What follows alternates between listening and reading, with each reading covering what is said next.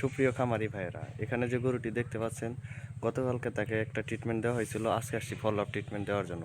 এখানে যে গরুটি দেখতে পাচ্ছেন, তার ফিজিক্যাল কন্ডিশন দেখলেই বুঝতে পারবেন তার ফিজিক্যাল কন্ডিশন অনেক ড্যামেজ। তার শরীরে যথেষ্ট পরিমাণে ভিটামিন এবং মিনারেলস বা গ্লুকোজ ডিফিসিয়েন্সি রয়েছে।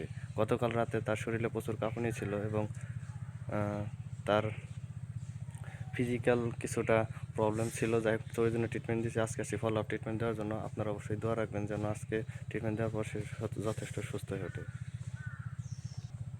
আপনারা যারা বাসা বাড়িতে গরু ছাগল লালন পালন করেন, অবশ্যই সঠিক পরিচর্যা এবং সঠিক গাইডলাইন মোতাবেক লালন পালন করবেন এবং একজন ভেটেরিনারি ডাক্তার দ্বারা চিকিৎসা নেবেন বা তাদের গাইডলাইন মোতাবেক লালন পালন করবেন। এবং এখানে যে গরুটি দেখতে পাচ্ছেন, এখানে মাঝে মধ্যে দেখা যায় খামারে কিছু অবহেলার কারণে তাদের ফিজিক্যাল কন্ডিশন এরকম ড্যামেজ হয়ে যায়।